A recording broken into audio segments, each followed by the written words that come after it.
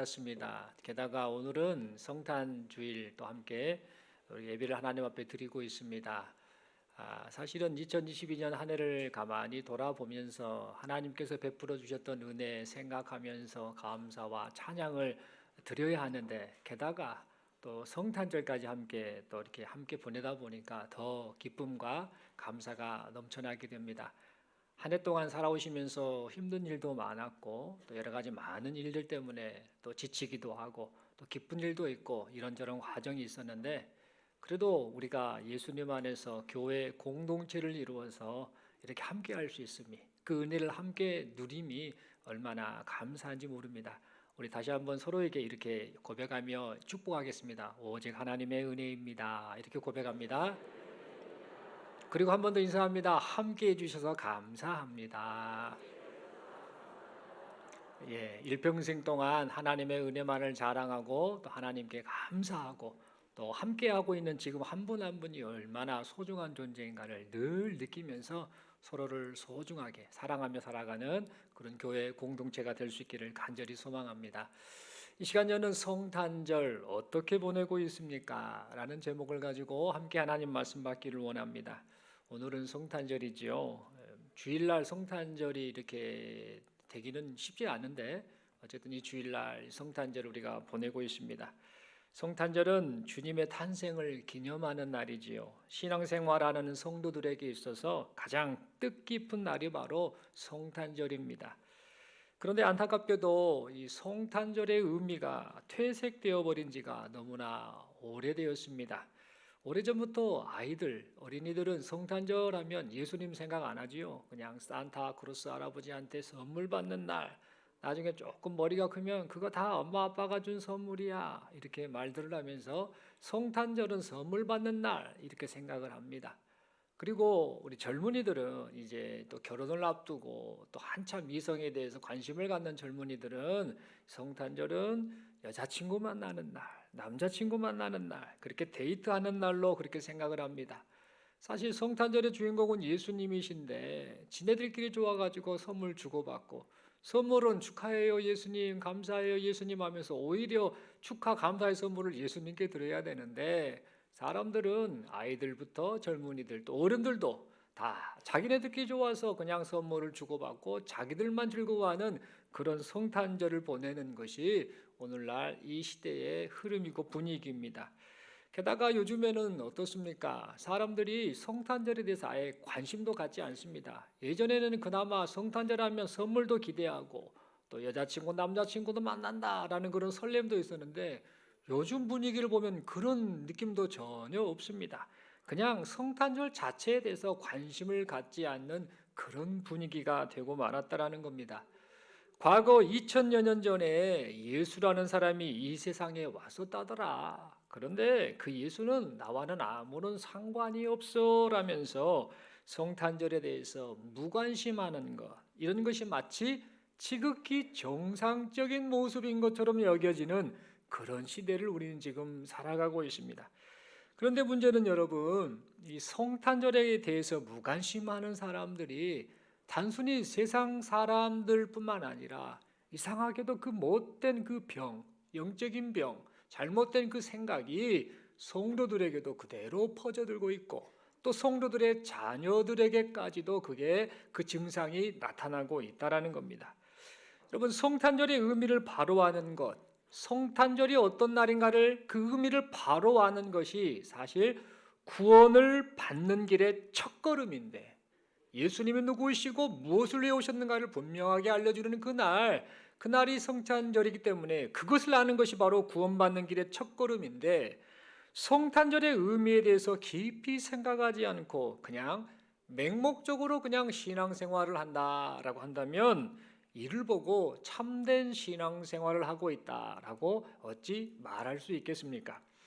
그러므로 우리는 오늘 성탄절을 맞이해서 성탄절이 왜 그렇게 중요한지를 깊이 생각하고 그 의미를 깨달아서 하나님이 우리에게 이 성탄절을 보낼 수 있도록 기회를 허락하신 그 은혜에 다시 한번 감사드리는 여기 모인 우리 모두가 될 수 있기를 간절히 소망합니다. 그리고 이 성탄절을 통해서 우리를 구원해 주시려고 성삼위 하나님께서 베풀어 주신 그 은혜를 생각하면서 우리의 마음 가운데서 감사하고 또 감사하는, 감사가 넘쳐나는 우리 모두가 될 수 있기를 바랍니다. 여러분, 그렇다면 성탄절은 구체적으로 어떤 날인가? 다른 게 아닙니다. 성탄절은 우리를 죄와 사망으로부터 구원하시려고 독생자 하나밖에 없으신 그 아드님이신 예수님을 이 세상에 보내주신 누구이십니까? 성부 하나님.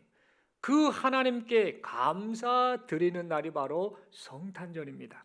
그리고 우리를 대신해서 죽으러 오신 예수 그리스도, 성자 예수 그리스도께 감사하는 날이 바로 성탄절입니다. 또한 예수님의 구원의 사건이 우리 자신의 구원 사건임을 믿도록 믿음을 주신 성령 하나님께 감사합니다라고 감사드리는 날이 바로 성탄절입니다. 다시 말해서 성탄절은 성삼위 하나님의 은총으로 말미암아 이제 우리가 사망에서 생명으로 옮기게 되었습니다.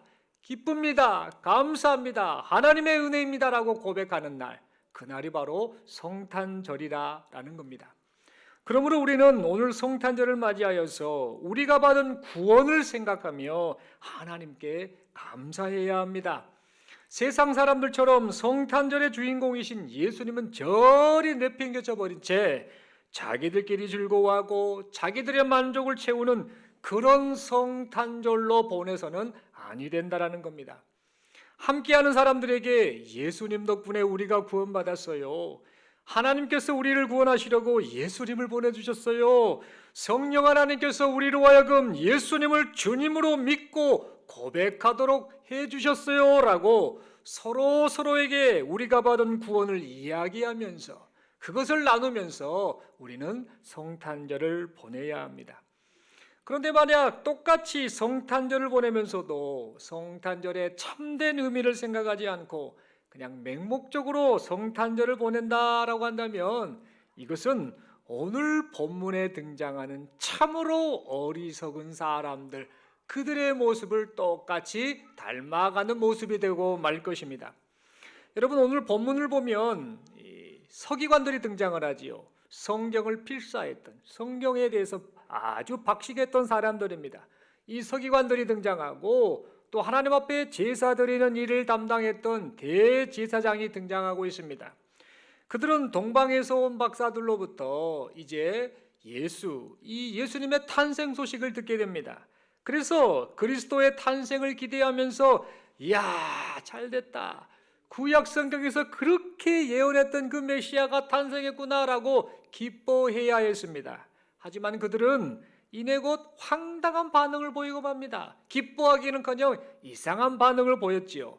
마태복음 2장 4절, 5절, 6절은 이렇게 기록합니다. 왕이 모든 대제사장과 백성의 서기관들을 모아 그리스도가 어디서 나겠느냐 물으니 이르되 유대 베들레헴이 오니 이는 선지자로 이렇게 기록된 바 또 유대 땅 베들레헴아 너는 유대 고을 중에서 가장 작지 아니하도다. 네게서 한 다스리는 자가 나와서 내 백성 이스라엘의 목자가 되리라 라고 기록하고 있습니다. 여러분, 대제사장과 서기관들은 그리스도가 어디서 난다더냐라고 묻는 이 헤롯 왕의 그 질문 앞에 대답은 참 잘했습니다. 그들은 말하지요. 구약 성경 미가서를 보니까 그 미가서에 예수 그리스도가 베들레헴에서 탄생할 것이다 라는 그 예언을 이 지금 대제사장이나 서기관들은 다 알고 있었던 겁니다. 하지만 막상 그리스도로 오신 예수님을 찾아가지도 않습니다. 예수님의 탄생에 대해서 무관심하게 반응하고 있음을 보게 된다는 겁니다. 다시 말해서 그리스도가 탄생했다고 할지라도 탄생했다고 하는 그 그리스도는 자신들의 그리스도다라고 생각하지 않았던 것입니다. 여러분, 구약 성경에 능통했던 대제사장, 서기관들은 그리스도의 탄생에 대해서 머리로는, 지식적으로는, 정보로는 알았을지 몰라도 자신들을 위해 오신 예수님에 대해서는 전혀 관심을 갖지 않았던 것입니다. 여러분, 이 대제사장이나 서기관들을 보면 참 안타까운데 이 헤롯 왕은 더 심란한 모습을 보이고 있습니다. 참 심각한 반응을 보이고 있지요. 헤롯 왕은 메시아가 탄생했다라는 말을 듣고요, 자신의 왕위를 지키기 위해서, 자신의 그 왕권을 유지하기 위해서 메시아이신 그리스도이신 아기 예수님을 죽이려고 하였습니다. 그래서 헤롯 왕은 거짓으로 그리스도이신 예수님의 탄생을 축하하는 척하면서 그 아기가 태어난 곳이 어딘가 좀 알아봐라고 이제 밑에 사람들에게 그렇게 일을 시켰습니다. 마태복음 2장 8절 오늘 본문에서 그렇게 기록하지요. 베들레헴으로 보내며 이르되 가서 아기에 대하여 자세히 알아보고 찾거든 내게 구하여 나도 가서 그에게 경배하게 하라. 여러분, 그런데 이 헤롯 왕, 이 음흉한 계획을 가졌던 이 헤롯 왕은 자신의 그 계획대로 예수님이 태어나신 것을 알 수 없었습니다. 왜 그랬는가? 하나님이 그것을 막으셨기 때문입니다. 아기 예수님을 지켜 보호하여 주셨기 때문입니다. 그래서 아기 예수를 죽이고 자신의 왕위를 계속해서 보존하려고 했던 헤롯 왕은 자기 뜻대로 되지 않으니까 어떻게 했습니까? 예수 그리스도를 죽이지 못한 그 안가품을 가지고 이제 예수님의 태어나셨던 그 비슷한 시기에 태어난 아이들은 모두 몰살시켜버리는, 학살하는 그런 못된 짓을 하고 말았습니다. 마태복음 2장 16절에서 그 사실을 말해주고 있지요. 이에 헤롯이 박사들에게 속은 줄 알고 심히 노하여 사람을 보내어 베들레헴과 그 모든 지경 안에 있는 산의 아이를 박사들에게 자세히 알아본 그때를 기준하여 2살부터 그 아래로 다 죽이니.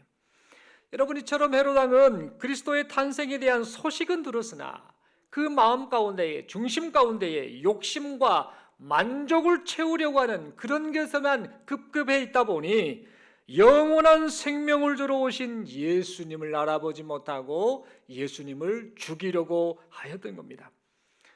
여러분, 이와 같이 오늘날을 사는 많은 사람들도 영생을 주러 오신 예수님에 대해서 무관심하며 살고 있음을 보게 됩니다. 더 나아가 예수님에 대해서 배척하고 있음을 보게 됩니다.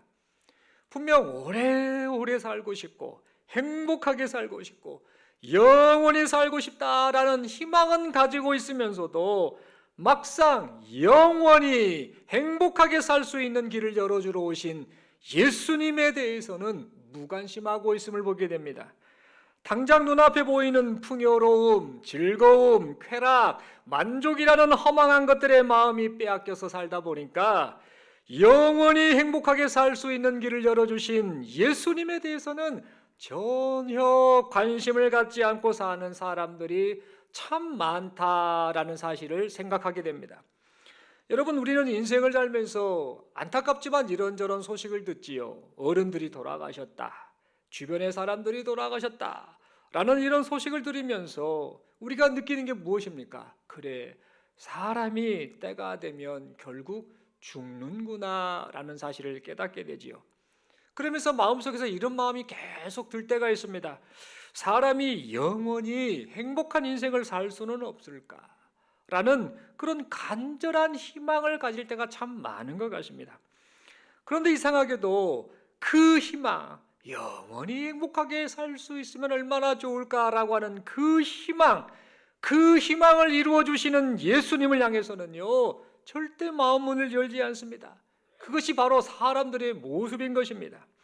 인간에게 영원히 살 수 있는 길을 열어주시려고, 죄의 결과인 영원한 형벌에서 구원해 주시려고 하나님의 아들이신 예수님께서 이 세상에 직접 오셨건만 그 고마우신 예수님을 문전박대하는 사람들의 모습을 보게 된다는 겁니다. 여러분, 만약 우리 예수님께서 이 세상에 오시지 않았다라고 한다면 어떻게 되었을까? 우리가 어떻게 되었을까요? 모든 인간이 어떻게 되었을까요? 만약 우리 예수님께서 이 세상에 직접 오시지 않았다라고 한다면 인간은 영원히 행복하게 살 수 있는 그 복을 얻지도 누리지도 못했을 것입니다. 왜 그런가? 인간 스스로는 인간을 사망으로 떨어지게 한 이 죄 문제를 해결할 수 없기 때문입니다. 그래서 인간의 죄 문제를 해결하기 위해서는 다른 사람의 죄값을 해결해 줄 수 있는 죄가 없는 사람이 필요했습니다. 그런데 여러분 한번 봐보세요. 여러분의 옆 사람을 한번 가만히 둘러보세요. 주변에 죄 없는 사람이 한 명이라도 있습니까? 선한 표정으로 한번 옆 사람을 한번 봐주시겠습니까? 나 죄 없어 하면서 한번 선하게 봐줘 보십시오. 그래도 우리는 속으로 이렇게 생각하죠. 절대 안 속아, 이렇게 말할 겁니다. 이 세상에 살아가는, 과거에 있었던, 또 이 세상을 떠난 모든 사람들, 아담의 후손으로 태어난 모든 사람은 죄인이다 라는 것을 우리는 깨닫게 된다는 겁니다. 눈 씻고 찾아봐도, 아무리 찾아봐도 죄인밖에 없는 이 세상임을 우리는 확인하게 됩니다. 이처럼 범죄한 아담의 후손으로 태어난 이 세상의 모든 사람이 다 죄인이기 때문에 그 누구도 인간을 대신해서 죄값을 치러줄 수 없었습니다. 말 그대로 아무런 희망이 없는 상태였습니다. 그런데 여러분, 그 희망이 이루어지는 일들이 나타나게 되었습니다. 하나님께서 인간을 불쌍히 여기셨던 겁니다. 인간이 영원히 행복하게 살 수 있는 길을 열어주셨습니다. 바로 하나님의 아들이요 죄가 없으신 예수님께서 직접 사람의 몸을 입고 이 세상에 오신 것입니다. 여러분, 하나님이신 예수님께서는 천한 인간의 몸을 입고 이 세상에 오셨습니다. 인간을 대표해서 인간의 죄 문제를 해결하시기 위해서 죽으러 오셨습니다. 우리를 죄에서 건지시려고, 우리를 영원한 사망 형벌에서 건지시려고, 우리를 대신하여 죽으시려고 우리 예수님께서 이 세상에 직접 오셨습니다. 그 결과 우리가 믿고 의지하는 예수님 덕분에 우리가 영원히 행복하게 사는 복을 누리게 되었습니다. 하나님께서는 이 세상에서 누리는 행복과는 가히 비교할 수 없는 참 행복을 우리에게 선물해 주신 것입니다. 사랑하는 성도 여러분, 그러므로 우리는 잊지 말아야 합니다. 성탄절은 우리를 살리시기 위해 죽으러 오신 예수님의 사랑에 감사하는 날이라는 사실입니다. 그러므로 이 시간 우리 모두는 세상 사람들과는 다르게 성탄절을 보내야 합니다. 성탄절을 보내며 우리에게 구원을 베풀어 주신 성삼위 하나님께 감사드리고 또 감사드려야 합니다. 영원히 행복하게 살 수 있는 길을 열어주시고 지금도 그 길로 인도하고 계시는 하나님께 감사드려야 합니다. 비록 세상을 살면서 절망 가운데 살고 있다 할지라도, 지금 그 인생의 힘든 짐 때문에 어찌할 바를 몰라 낙심하고 절망하고 있다 할지라도 우리를 구원해 주시기 위해 이 세상에 오신 주님을 바라보면서 소망을 잃지 말아야 합니다. 여러분, 세상 사람들은요, 희망을 잃지 마라, 희망을 가져야 돼 라는 말들을 자주 하곤 합니다. 그러나 여러분, 그거 아십니까? 성도인 우리는요, 희망이 아닌 소망을 잃지 않고 살아야 합니다. 희망이나 소망이나 다 비슷한 말 아닌가? 이렇게 생각할 수 있습니다만은 분명한 차이가 있다라는 겁니다. 희망은 미래를 알 수 없는 막연한 기대를 의미하는 겁니다. 그래서 경우에 따라서 희망은 이루어지지 못하고 그저 희망사항으로만 끝날 때가 많다라는 겁니다. 그런데 여러분, 소망은 다릅니다. 성도가 품고 있는 소망은 희망과는 다르다라는 겁니다. 소망은 막연한 기대가 아닙니다. 소망은 언젠가 기필코 이루어질 일에 대한 믿음, 그것이 바로 소망인 것입니다. 그래서 소망을 품고 사는 사람은요, 비록 지금 상황이 힘들다 할지라도, 절망이라 할지라도, 낙심이 계속해서 온다 할지라도 그 어려움 속에서도 절망하지 않습니다. 더 이상 낙심하지 않습니다. 힘있게 소망을 품고 살아갈 수 있는 것입니다. 왜냐하면 그 소망이 반드시 이루어질 것이기 때문입니다. 그런데 여러분, 감사하게도 우리 하나님께서 여기 모인 우리 모두에게 이 소망을 선물해 주셨습니다. 2000년 전에 이 세상에 오신 우리 예수님 덕분에 영원한 하나님의 나라에서 영원히 행복하게 살 수 있다라는 그 소망을 우리 안에 심어 놓아 주셨습니다. 그리고 그 소망이 이루어지도록 지금도 우리를 인도하고 계십니다. 그리고 마침내 그 소망이 장차 이루어질 것입니다. 사랑하는 성도 여러분, 그러므로 이 시간 우리 모두는 성탄절을 맞아서 예수님 덕분에 영원히 행복한 삶을 살기 시작했다. 하나님 감사합니다 라는 그런 고백이 우리의 심령 가운데 넘쳐날 수 있기를 간절히 바랍니다. 또한 그러한 삶을 영원토록 누리게 될 그날을 소망하면서 감사하고 또 감사하는 우리 모두가 될 수 있기를 간절히 소망합니다. 사랑하는 성도 여러분, 말씀의 결론을 맺습니다. 우리가 믿는 예수 그리스도, 그 예수 그리스도를 똑같이 믿었던 믿음의 선배였던 프랑스의 수학자이고 물리학자이고 종교 사상가였던 파스칼이라는 사람, 이 학자는요 성탄절에 대해서 이렇게 정의 내렸습니다. 성탄절은 어떤 날인가? 성탄절은 인간을 설득하기 위한 하나님의 마지막 카드가 도착한 날이다. 성탄절은 인간을 설득하기 위한 하나님의 마지막 카드가 도착한 날이다 라고 그렇게 말을 하였습니다. 여러분, 이 말대로라고 한다면 우리는 오늘 성탄절을 맞아서 하나님께서 우리에게 보내주신 성탄 카드를 받은 것입니다. 여러분은 하나님께서 보내주신 성탄 카드를 어떠한 마음으로 받으셨습니까? 그리고 지금 받고 계십니까? 우리에게 영원한 생명을 주시려고, 참된 행복을 누리게 하시려고 사랑을 꼭꼭 담아서 보내주신 예수 그리스도라는 하나님의 성탄 카드를 받고 지금 감격과 감사가 넘쳐나십니까? 사랑하는 성도 여러분, 오늘 성탄절을 맞이하여서 하나님께서 우리에게 보내주신 이 성탄 카드의 의미를 깊이 있게 되새기기를 바랍니다.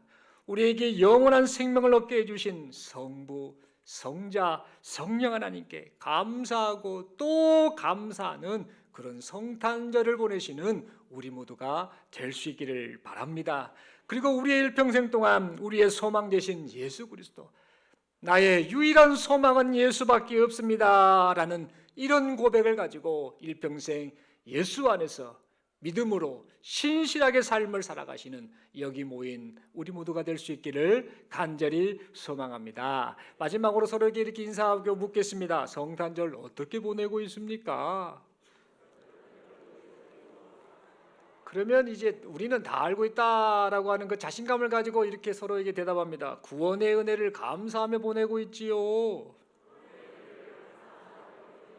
그러면 서로에게 이렇게 용기를 북돋아주는 마음으로 이렇게 인사합니다. 예수님만이 우리의 소망이십니다. 아멘이십니까? 2022년 한 해를 마치고 또 성탄절을 맞이하여서 다시 한번 결론은 뭐냐? 예수님밖에 없구나. 영원히 행복하게 살 수 있는 그 길을 열어주신 예수 그리스도 감사합니다. 그분만 의지합니다. 이렇게 고백하며 우리의 허락하신 인생을 살아가시는 여기 모인 우리 모두가 될 수 있기를 간절히 소망합니다. 기도드리겠습니다. 하나님 아버지, 은혜를 감사합니다. 말씀 받았습니다. 일평생 동안 예수만 바라보게 하옵소서. 우리를 그토록 사랑하셔서 구원을 계획해 주신 성부 하나님, 그리고 그 구원을 실행하신 성자 예수 그리스도, 또 그 구원의 사건이 내 사건이 되도록 믿음을 주신 성령 하나님, 감사하고 또 감사합니다. 세상 사람들과는 구별되게 하나님의 백성으로서 구원받은 사실에 감사하며 영원하신 하나님의 나라 소망하며 신실하게 믿음으로 살아가는 우리 모두가 되게 하여 주옵소서. 감사합니다. 예수님 이름으로 기도드리옵나이다. 아멘.